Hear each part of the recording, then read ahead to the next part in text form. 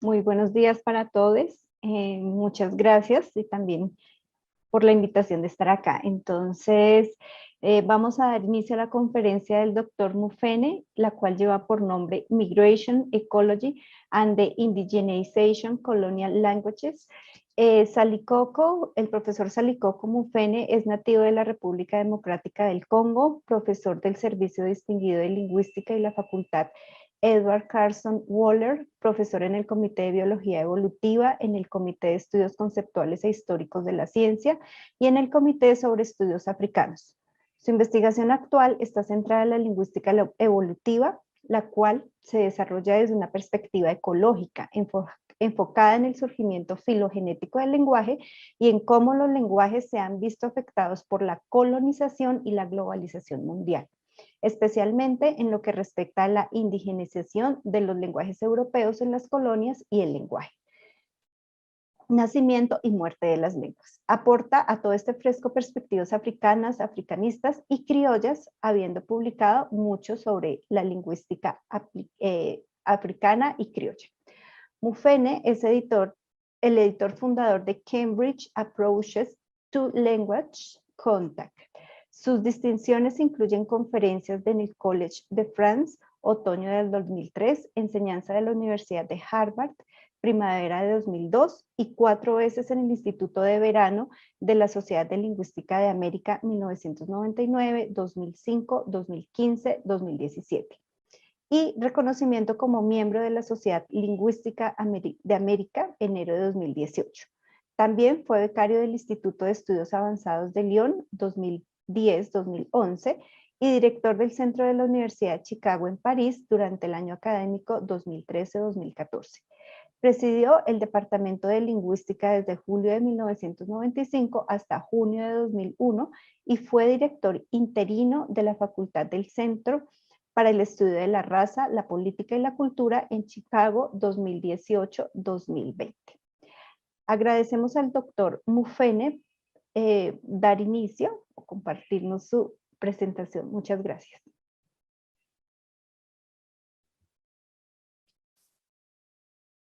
Professor, if you would be so kind to unmute yourself and begin your presentation. Thank you.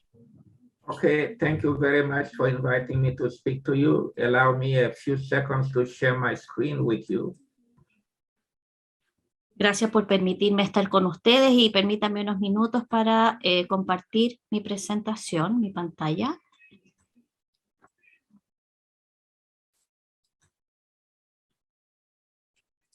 Do you see my full screen? ¿Pueden ver la pantalla completa? Apparently. Yes. You see the full screen or the presentation mode? ¿Ven la pantalla completa o como presentación? Oh, only the presentation. We're not seeing the full screen yet, Professor. Okay, I'm trying to figure out how to show it in full screen. Estoy tratando de ver cómo poder hacerlo. This is, I don't have the chance to show the full screen. I don't know what is wrong. So I'll escape the presentation mode. This will do.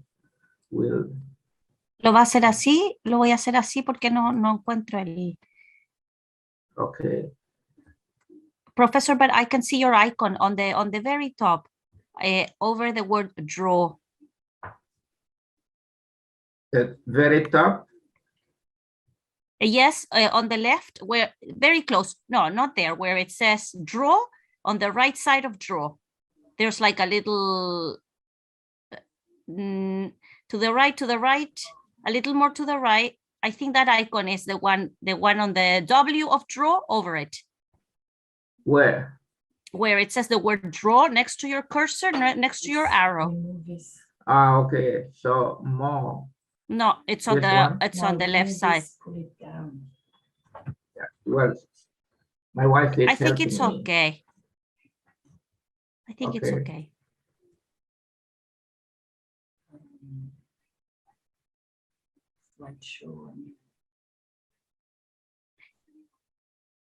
From beginning, maybe. Well, that's where I was before. Do you see it better now?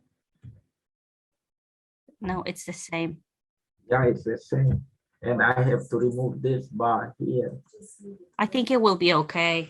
I think they're interested in your words. Okay, we'll try to operate like this.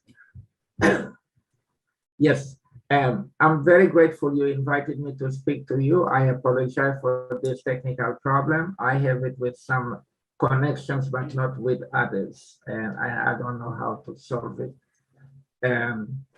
So,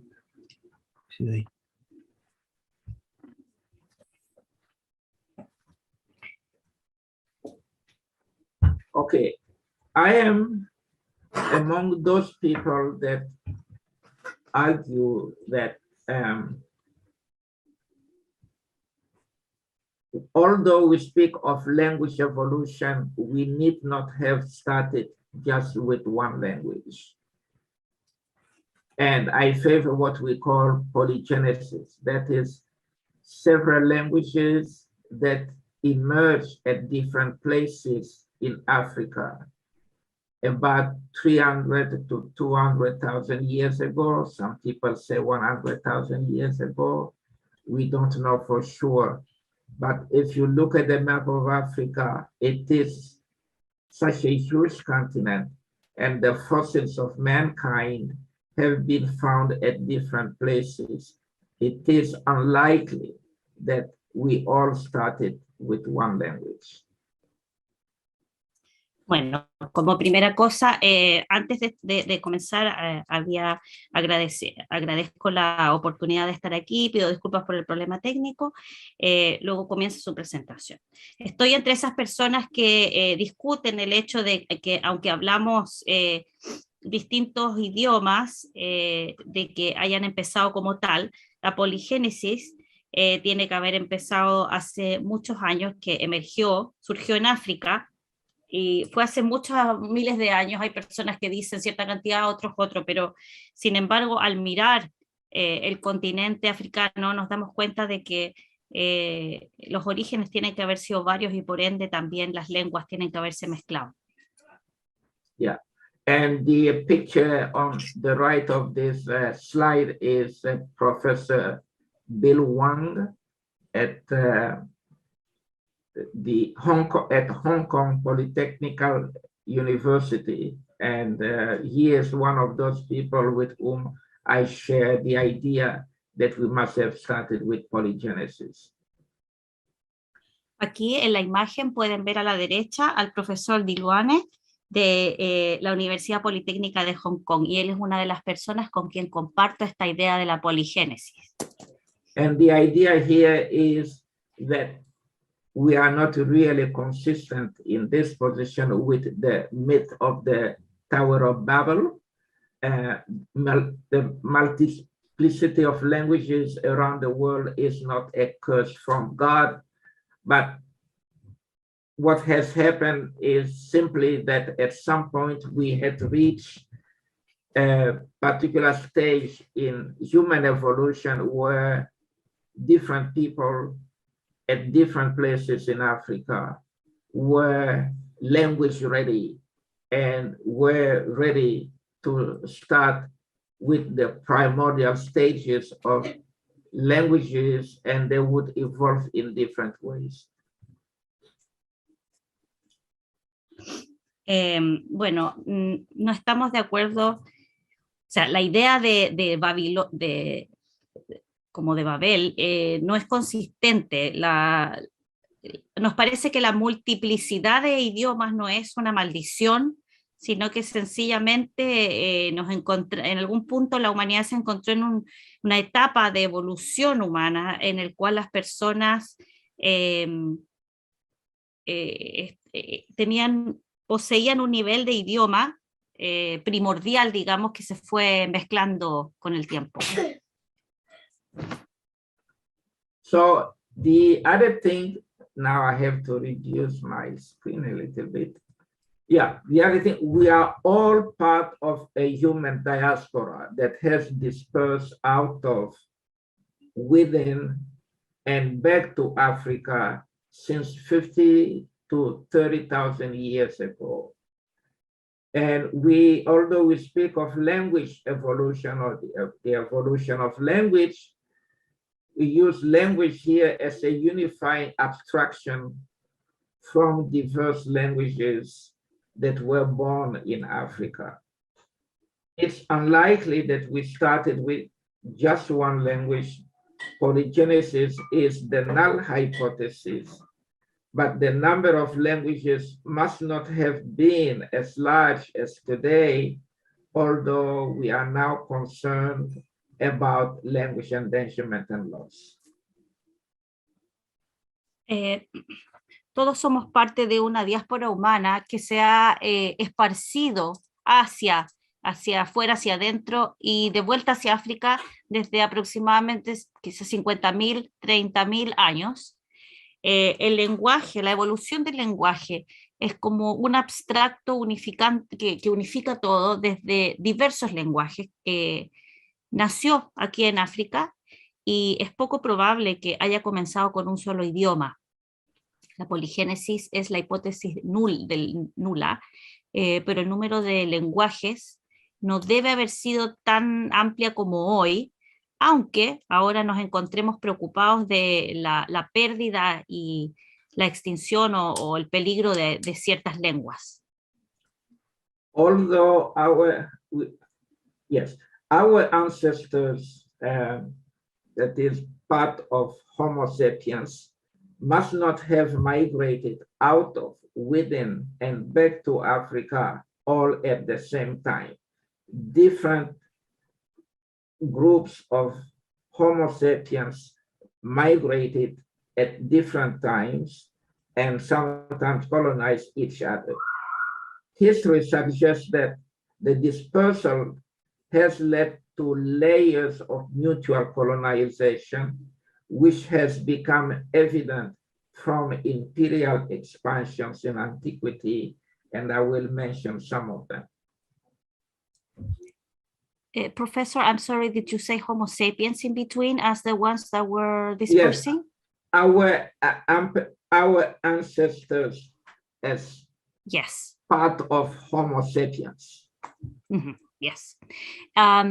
Nuestros ancestros no deben haber migrado hacia dentro de África todos al mismo tiempo. La historia sugiere que esta dispersión, este esparcimiento conllevó a capas de colonización mutua, lo cual se ha hecho evidente a través de la expansión imperial en la antigüedad. Okay. And there have been not only migrations out of Africa as represented on this first map to the left, but also migrations back to Africa. And the latest migrations back to Africa consist of the colonization of Africa by Europeans. But the migrations back to Africa that I want to talk about here are the migrations of Afro-Asiatic people who came back from the Middle East to North Africa about 3,000 years ago. Okay. Aquí vemos en el mapa al lado izquierdo, se ven migraciones, bueno, en ambos mapas se visualiza desde y hacia África, pero no solamente en el de la izquierda se ve fuera de África y en el otro ambos, que muestran la colonización también en algún momento de las personas también afroasiáticas desde el Medio Oriente hacia el norte de África hace aproximadamente unos 3.000 años. Okay. And I say this because when we go to different parts of the world, we will notice that their history is also a history of migrations. And because we usually talk about the Indo-Europeans, I didn't want to start with Indo-Europeans, and I want to start here with Asian migrations, especially the Sinitic imperial expansion and the emergence of Chinese language varieties and the endangerment of loss of non-Semitic languages in present-day China. The arrows here represent waves of migrations of the Semitic populations going in different directions at different periods of China's history.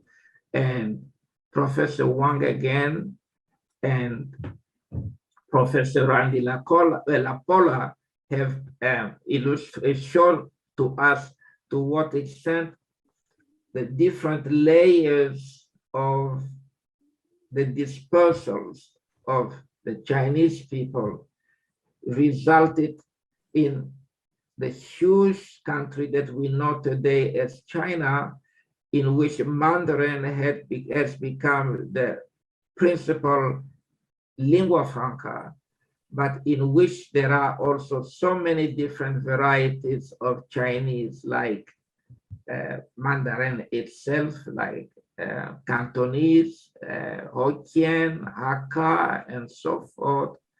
But the consequence of that is that as Chinese expanded, Chinese became more and more diversified, but at the same time, the languages that it came in contact with were and then have been endangered.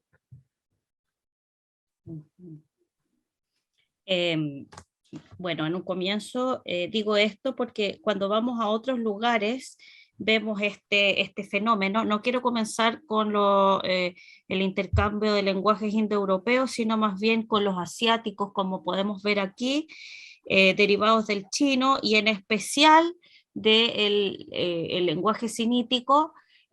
Podemos ver aquí olas en el mapa, las flechas muestran olas de migración de población sinítica, y el profesor Diluone, como mencioné anteriormente, de Hong Kong, y también el profesor de La Pola que vemos abajo, estuvimos hablando de cómo esta dispersión, este esparcimiento de la población resultó en muchos idiomas, como por ejemplo, en lenguas, tales como, bueno, con el mandarín siendo la lengua franca, pero también muchas otras, como el cantonés y otras que él mencionó,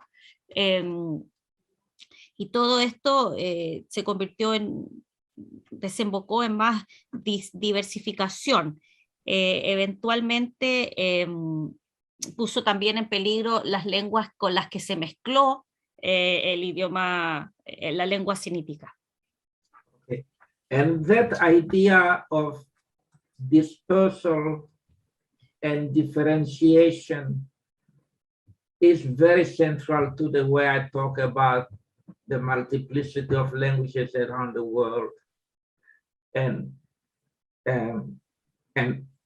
the diversification that has occurred as a consequence of contacts among the dispersing people, but also between the dispersing people and the people that they met where they relocated. La idea de la dispersión, la diferenciación es central para la forma en que me enfoco en esto, el contacto que se lleva a cabo, que surge, y esta dispersión de las personas conlleva a la mezcla de lenguas como tal. Okay, and what you see here on this map is my hypothesis about the way in which the Indo-European people disperse in Europe and in Asia. So traditionally, people have had several hypotheses about the homeland of Indo-Europeans, and the one that people refer to the most is Anatolia as the homeland, that is where Turkey is now, of Indo-Europeans. Other people have proposed the Caucasus east of Russia, and there are the other hypotheses that dispute these. I won't go into them, but what I want to show is Indo-Europeans or Proto-Indo-Europeans didn't disperse along straight lines, and they didn't all disperse at the same time on the model of an army where, you know, some leader would say, this group, the Romance speakers go left, or the Slavs go east, and the Germans or the Germanics go north or to Central Europe. But when you really read the history of Europe, you have the impression that if this hypothesis of this Anatolia homeland hypothesis were correct, there are some populations that migrated earlier than some other populations. So one thing that we see in that history of Europe is that the Celts, speakers of the Celtic languages, seem to have migrated earlier than other populations. We know about the Hellenic Empire, where the dispersal took place before the time of the Roman Empire, where Rome colonized the different kinds of populations. And when you put this history in perspective, it is a history of layers of migrations, but also a history of layers of colonization.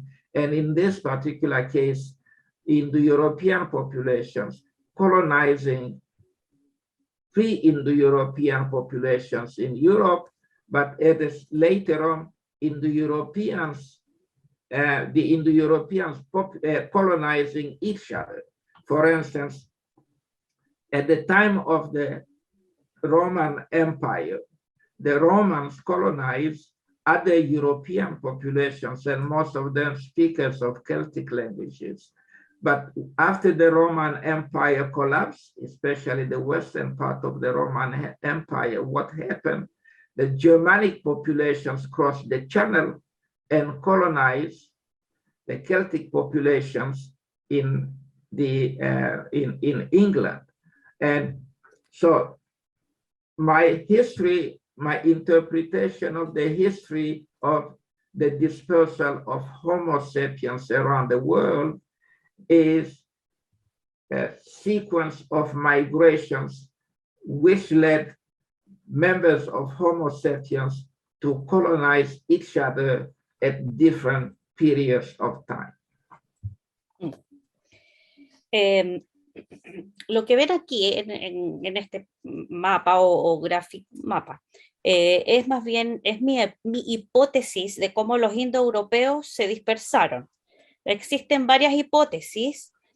Una de ellas, más o menos principal, es que Anatolia venía siendo el centro, el hogar, lo que es Turquía. Otros tienen la teoría de que el Cáucaso en Rusia, por ejemplo, era como el centro. Y en general hay teorías sobre de que no es lineal esto.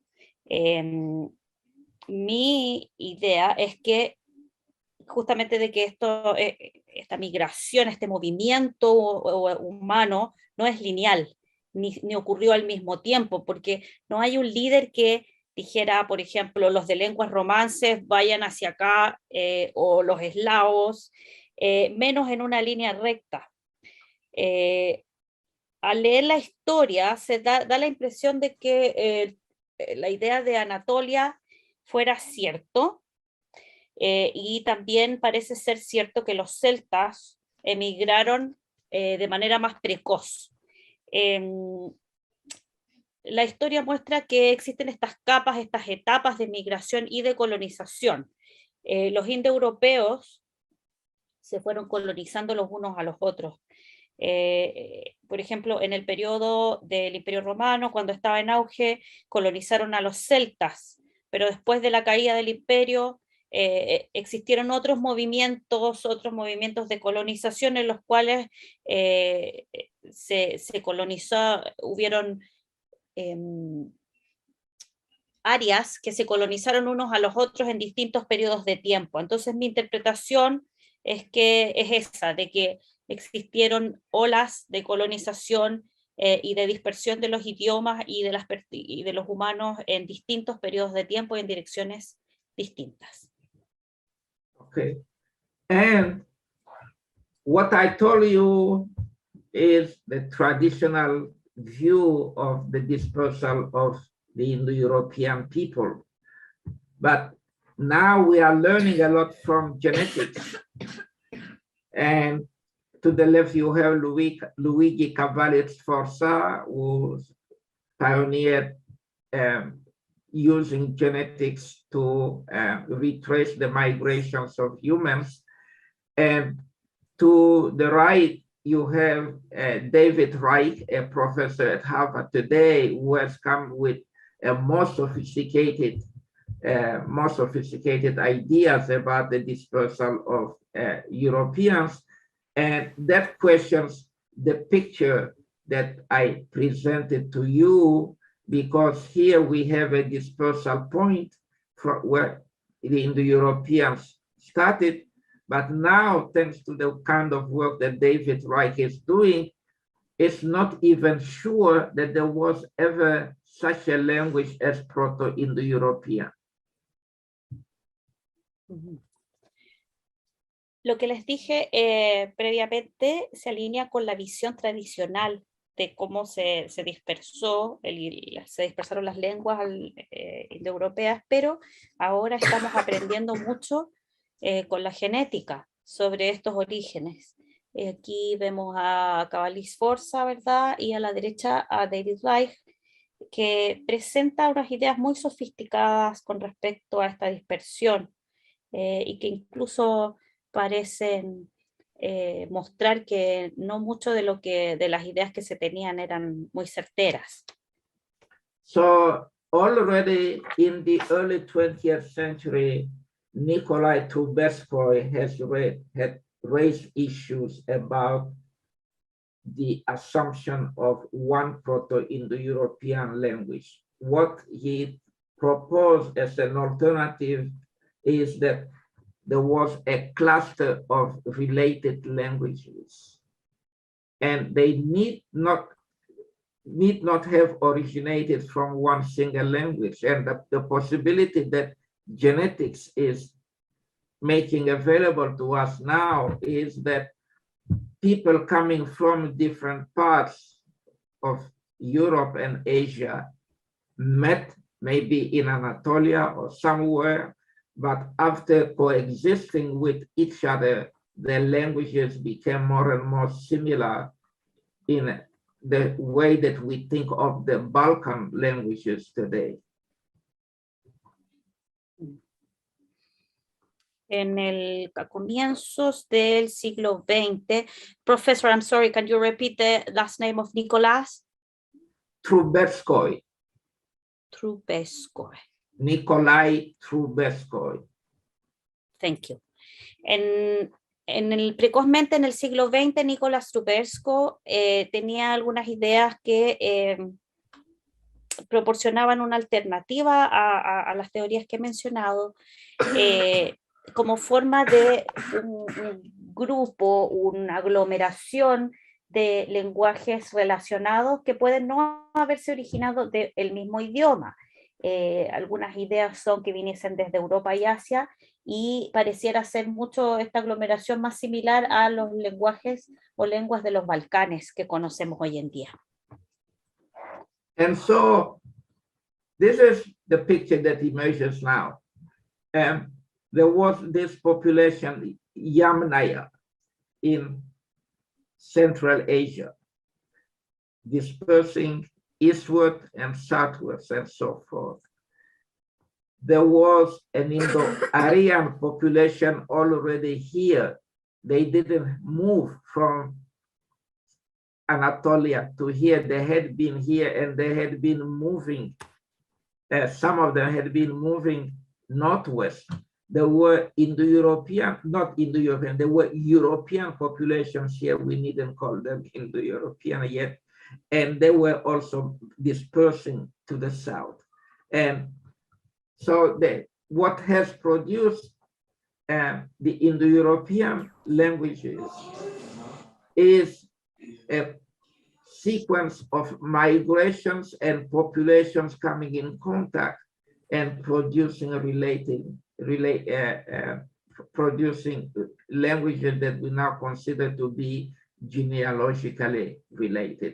The picture is a more complex one, and the hypothesis of how the Indo-European languages are related is being revisited, and chances are that in the next few years, people may come up with different kinds of hypotheses. Bueno, en esta imagen podemos ver, se propone el Yamnaya, las lenguas Yamnayas principalmente, perdón, la población Yamnaya, y se ve con las flechas el movimiento hacia el exterior y hacia el interior, y parecen haberse movido, haber migrado hacia el noroeste, y las lenguas, los indoeuropeos parecieron haberse dispersado hacia el sur. Por lo tanto, eso produjo olas, como se había dicho anteriormente, de migración, de movimiento, y eso fue creando, pudo haber creado las lenguas indoeuropeas. Entonces, esto generó una creencia de que están genealógicamente relacionadas. No obstante, puede que en los próximos años se cree una nueva idea o mayor detalle de cómo todo esto se conformó. Okay, and so here, what I just spoke about gives us an idea of why languages have been changing since the different empires that we know. And when you look at the Mediterranean, I'm sorry the map is crowded. The Mediterranean has been a kind of highway, water highway of cultural exchanges and trade networks. So we can start with the Phoenicians, the dark arrow here. You know, before the Greeks, before the Romans, the Phoenicians had used the Mediterranean to connect different parts of the world around the Mediterranean Ocean. And then came the Greeks in blue, who also colonized the region, but went further in the trade than the Phoenicians. And then came the Romans, and the Romans built the Roman Empire, and this is basically this space here. But the history of the Mediterranean, the world around the Mediterranean, when you look at it, it's several empires developing or replacing each other. What is particularly interesting is that the consequences of these imperial expansions are not identical.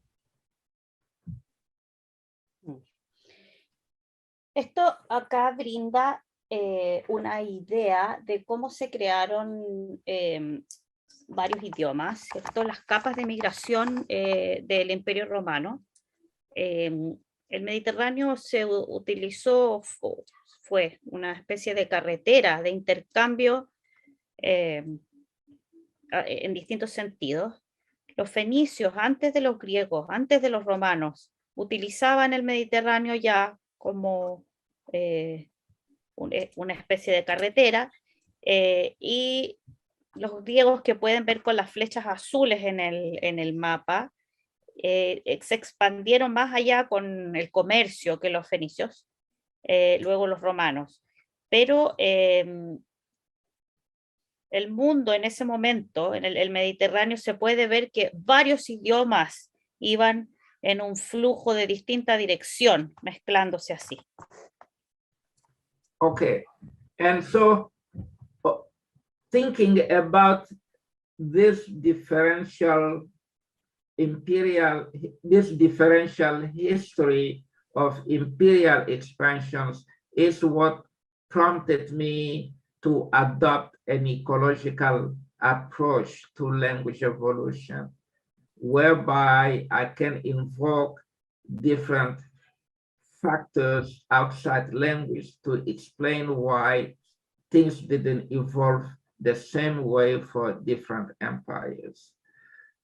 So, for instance, the Roman Empire was around the Mediterranean, but we have the Romance languages for the southwestern part of Europe and a little bit of the Europe, Western Europe, north of Italy and in Romania, but not in the rest of the Mediterranean. We should come up with an explanation. We should come up with an explanation for why England, that had also been part of the Roman Empire, and the part of Roman Empire that the Romans left at the same time as they left southwestern Europe, didn't become a Romance country, whereas Gaul and Iberia became part of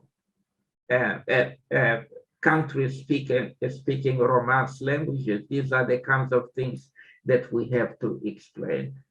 And we have to explain why the Hellenic Empire didn't produce a large group of languages that we can also call Hellenic languages. That didn't happen. What are the differences in the styles of colonization between the Phoenicians and the Greeks and the Romans? Al pensar en la diferencia imperial, me hizo abordar, me hizo crear esta hipótesis con factores que son externos al lenguaje como tal, porque hay muchas cosas que deben dilucidarse. El imperio, por ejemplo, el imperio normal aquí está alrededor del Mediterráneo, como convencional, y hay lenguajes como romances, romances en ciertas áreas, y en otras no. Entonces eso nos hace preguntarnos, por ejemplo, ¿por qué Inglaterra, que también tuvo influencia de los romanos, se divide y hay ciertos sectores como Gales en los que se hablan lenguajes célticos, en otros hay lengua romance? Entonces eso no lo hemos dilucidado aún. También necesitamos explicar por qué el imperio helénico no generó lenguajes que podamos llamar hoy día lenguas helénicas, si hubo alguna diferencia en su estilo de colonización. Todo eso es algo que nos preguntamos y que tenemos que aclarar. And we also have to explain why in the Western Roman Empire, the Romans spoke Latin, but in the eastern part of the Roman Empire, they spoke Greek. And yet, besides, even though Greek was even adopted by the Romans, Greek didn't lead to the emergence of Hellenic languages. También tenemos que preguntarnos, por ejemplo, en el Imperio Romano del lado oeste, los romanos hablaban latín, pero en el lado oriente hablaban griego muchas veces. No obstante, aun cuando los romanos adoptaban el griego como una lengua habitual, no se generó lo que mencioné anteriormente de una existencia de lenguas helénicas en la actualidad o durante la evolución. And when the Eastern Roman Empire collapsed, 1,000 years late after the collapse of the Western Roman Empire, so we have something that different. The Ottoman spread, around the same areas where the Roman Empire and the Greek Empire had existed. However, Turkish didn't become the language of the Ottoman Empire. the Ottoman Empire actually helped Arabic spread as a religious language. And what role did the Ottoman Empire play in preventing Greek from evolving into Hellenic languages? Siguen existiendo una serie de preguntas con respecto a distintas lenguas. Por ejemplo, si nos enfocamos en los otomanos, ¿por qué? ¿Qué rol jugaron en prevenir que los idiomas helénicos se expandieran? Esa es una de las preguntas, entre otras. And so what we are seeing here is that although we speak of colonization, colonization is not always in the same style. And we have to bear that in mind. And different styles of colonization didn't produce the same population structures, and these are ecological factors that we have to pay attention to. Lo que vemos es que la colonización no es siempre en el mismo estilo, que la colonización como tal varía y tiene distintas estructuras quizás de población o que hacen que la dispersión, la forma en que se esparcen los idiomas no sea igual. Yeah, so I'll just repeat it very briefly in this slide here. The Roman Empire is a case of colonial or imperial expansion, and it involved population movements and language contacts, which resulted in language shift to Vulgar Latin and the speciation of Vulgar Latin into the Romance languages. So Latin won what I call a Pyrrhic victory. It prevailed, but it changed.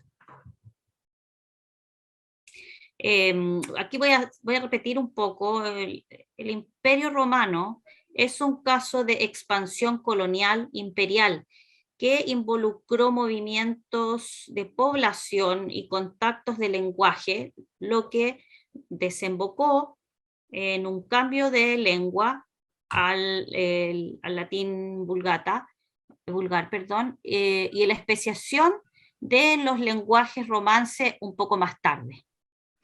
Okay. A esto le llamo victoria imperial, digamos, porque preponderan por sobre otras lenguas. Yes, I noticed that I have already used 40 minutes of my time, so I'm going to skip a few things now. So colonization is not a uniform process. There are different styles thereof that have produced different population structures. And the last half millennium of human history has produced the last wave of Indo-European dispersal.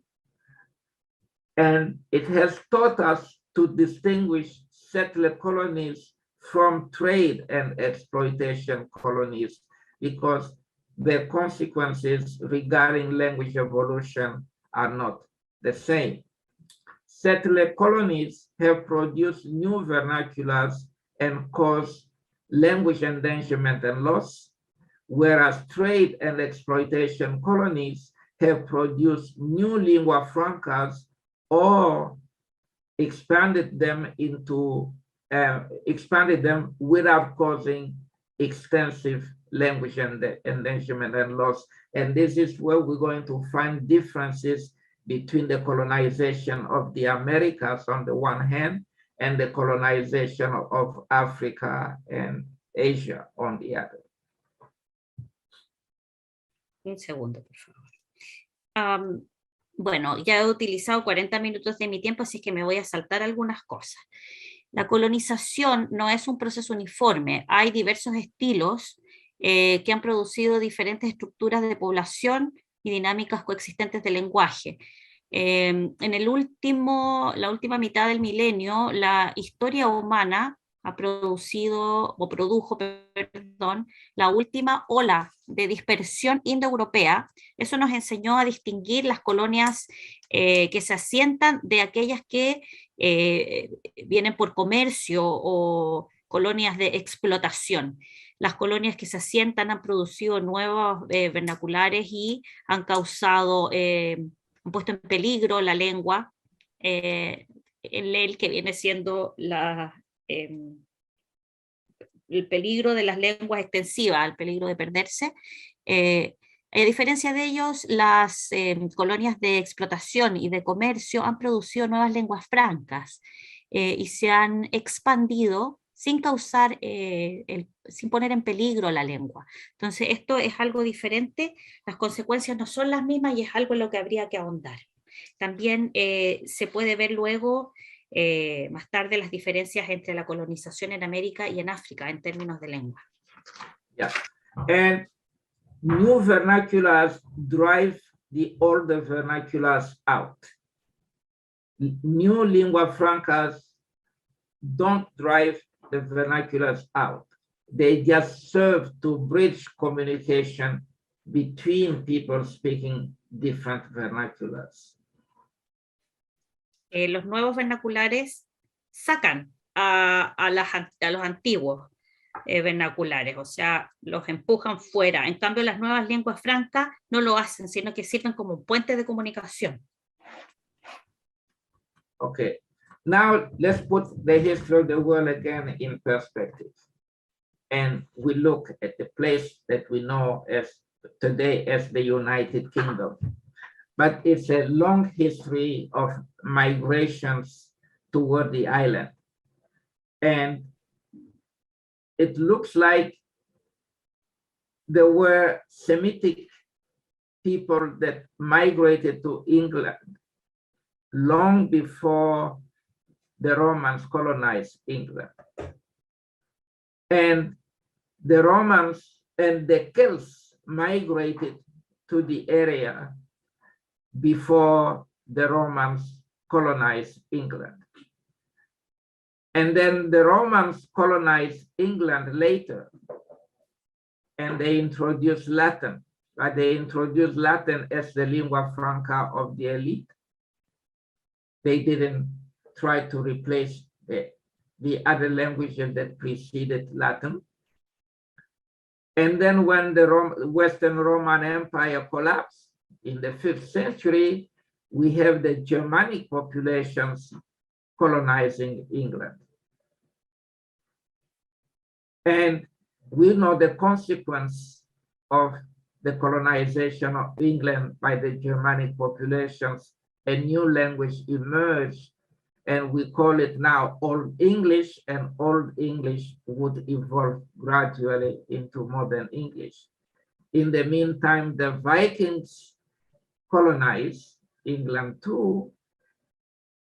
And then we know about what is known as the Danelaw, with the Scandinavian populations colonizing England. And we know about the Norman conquest. And all these layers of migrations and language contact transform English from Old English to Middle English, and later on to Modern English. And since the 17th century, speakers of English dispersed and went to colonize other parts of the world, and the consequence of it are new varieties of English, call them world Englishes, that are spoken in different parts of the world. Okay. Aquí veamos por un momento el mundo en perspectiva. En términos del Reino Unido, tiene una larga historia de migración. Pareciera ser que los semitas en algún momento, antes de los romanos, trataron de colonizar, y antes de los romanos también estuvieron los celtas. Luego llegan los romanos con el latín, el cual incorporan como lengua franca de la élite, pero no tratan de reemplazar la lengua local. Luego del colapso del Imperio Romano en el siglo V, los germanos intentan colonizar o colonizan, y aquí surge el inglés antiguo, que conlleva al inglés nuevo. Luego en algún momento interfieren los vikingos, ¿cierto? Llegan con nuevas, y así se van creando nuevas capas de contacto lingüístico. Una vez que se desarrolla desde el inglés antiguo al inglés medio y luego al inglés nuevo, moderno, desde el siglo XVII, estas mismas poblaciones migran a otros lugares y se dispersan, creando el nuevo inglés en distintas áreas del mundo. And so here we see a map that shows where English is spoken as the primary or the only official language, and places where English is used as a lingua franca or an official language.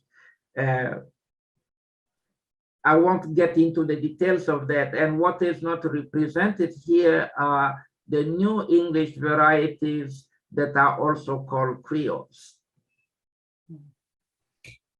Acá podemos ver del mundo anglófono, que es una consecuencia, es el título, la consecuencia de la colonización del inglés y del imperialismo británico. Vemos un mapa del inglés como lengua franca o como idioma oficial. No obstante, no se representan las derivaciones del mismo, como por ejemplo lo que llamamos lenguas criol. And we have to do justice to the history of European colonial expansion.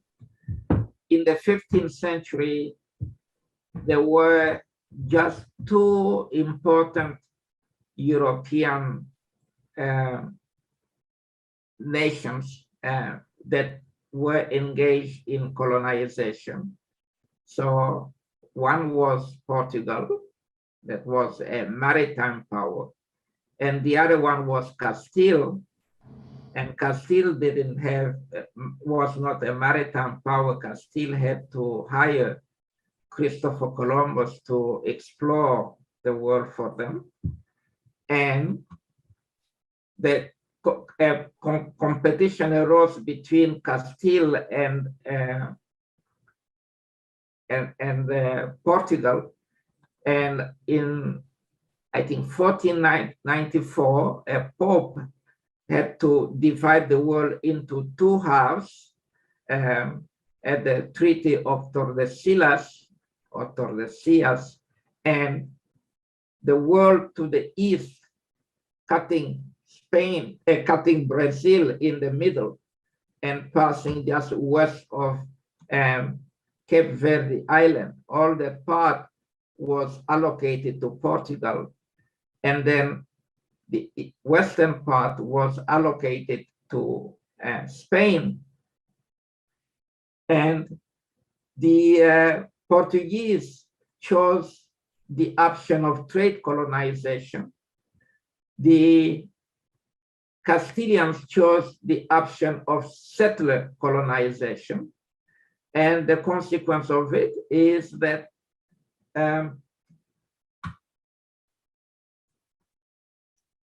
now we can identify this part, most of Latin America, as consisting of Spanish speakers, and only Brazil is the place where Portuguese is spoken.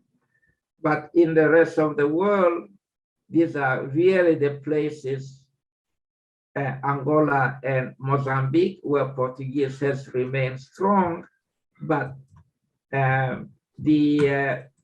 many of the territories where Portuguese had served as a lingua franca of trade, they no longer speak Portuguese.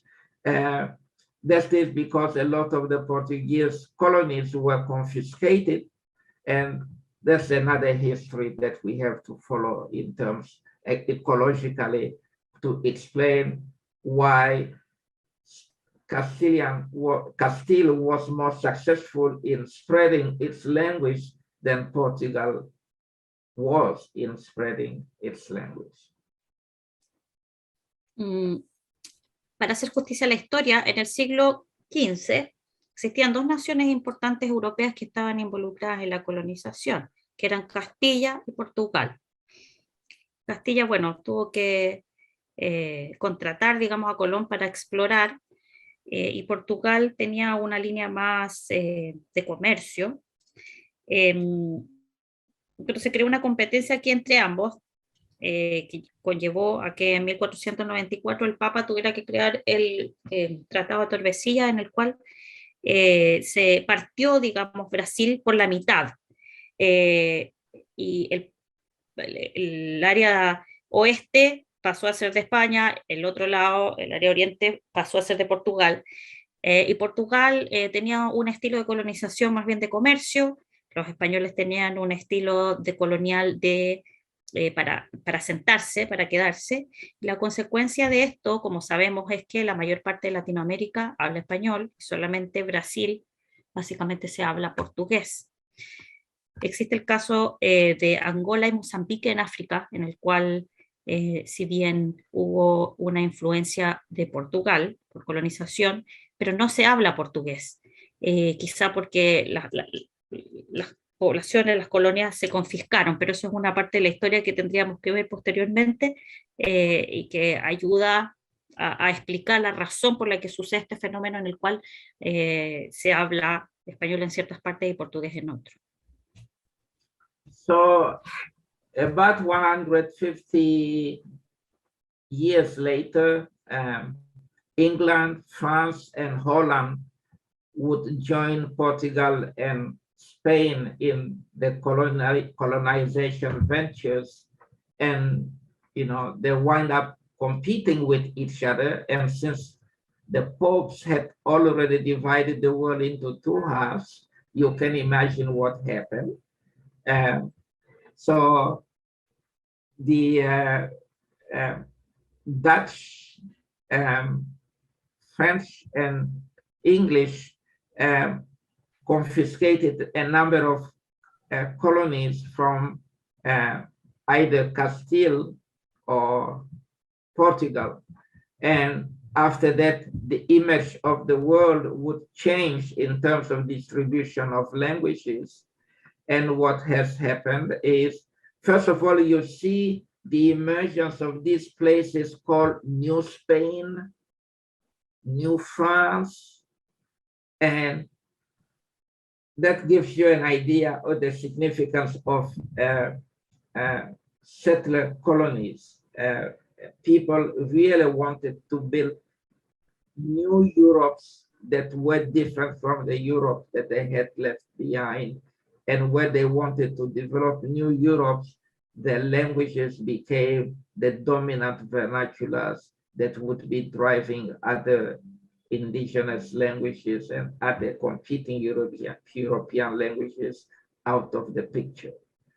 Whereas in Africa, where colonization was first in the trade style and then later on in the exploitation style, the European languages function primarily as lingua francas, and only very small proportions of indigenous people have adopted European languages as their vernaculars.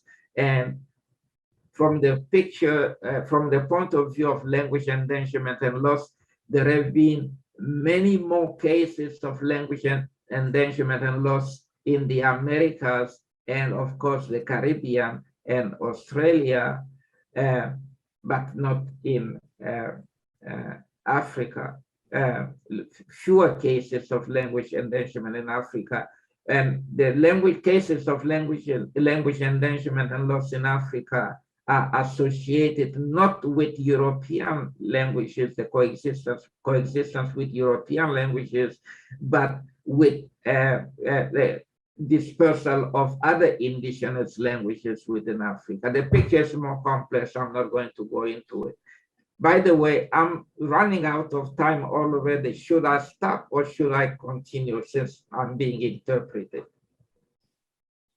Voy a proceder a interpretar lo que dijo el profesor, pero está preguntando si debería seguir o no por un tema de tiempo. Voy a hacer la interpretación y por favor me contestan posterior a eso.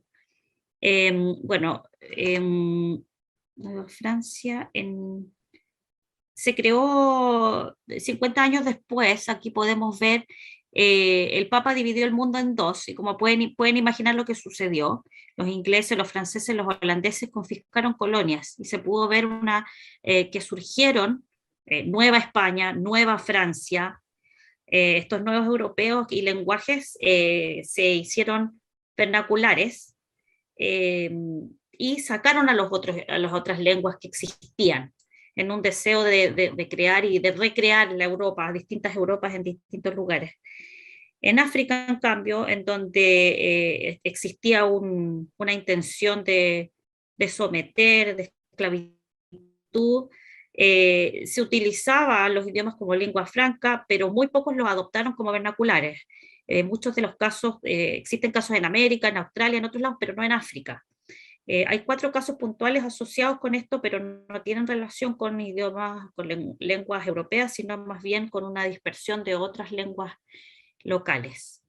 Dejo la palabra para saber si vamos a continuar.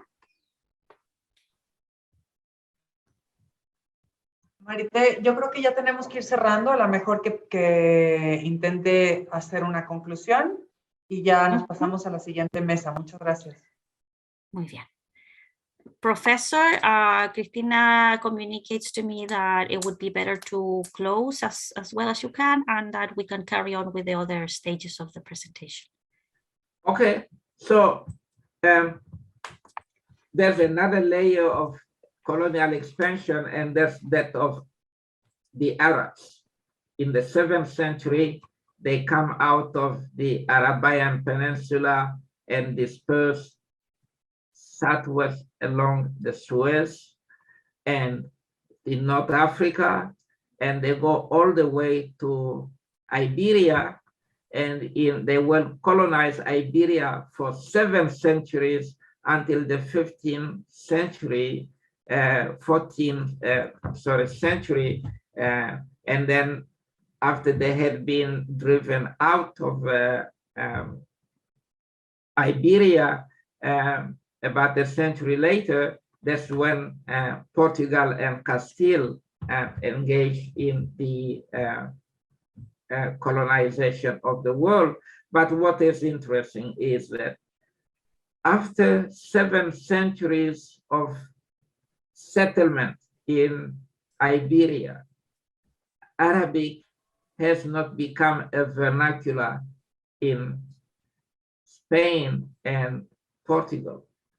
In North Africa, Arabic has become the dominant vernacular. And although the Arabs would also trade with the world across the Sahara, no, Arabic didn't become a vernacular there, nor did it function as a lingua franca. And the Arabs traded with Asia before the Europeans ever engaged in trade with Asia. But you know, in Iran, for instance, Arabic is not spoken as a vernacular, it's a religious language. And in the rest of Asia, that's what we see. How can we explain this differential evolution? These are the kinds of questions that we have to address.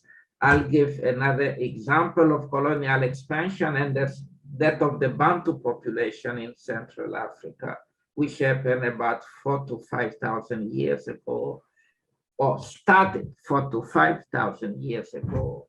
And when the Bantu started dispersing, this part of Africa was the territory of the Pygmies.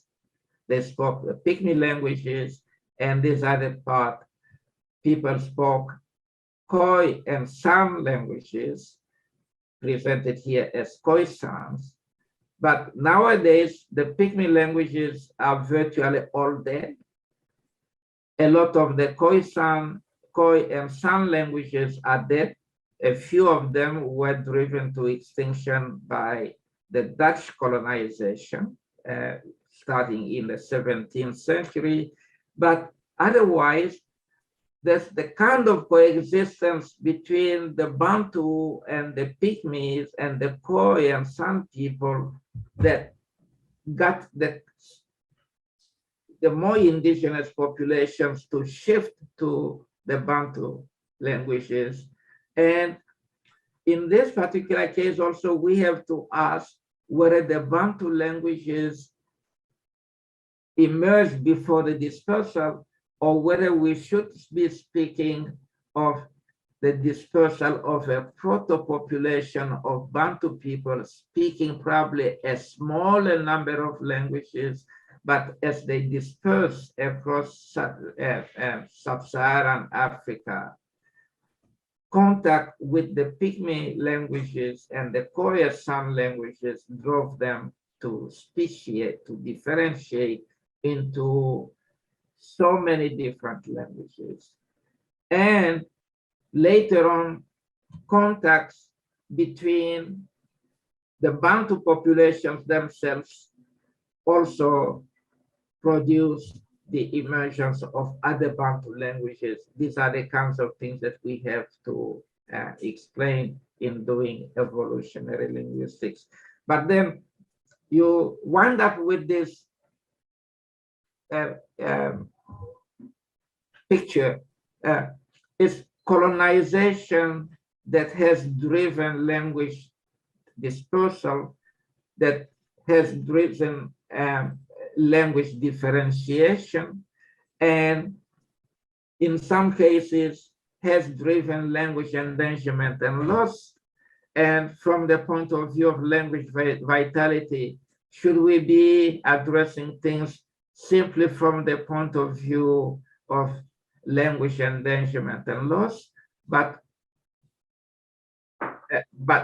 why not also look at things from the point of view of language resilience, and from the point of view of the dynamics that cause some languages to prevail over other languages? And that is the essence of the ecological approach to language evolution. Thank you. Ecological approach. Okay. Hay otra capa de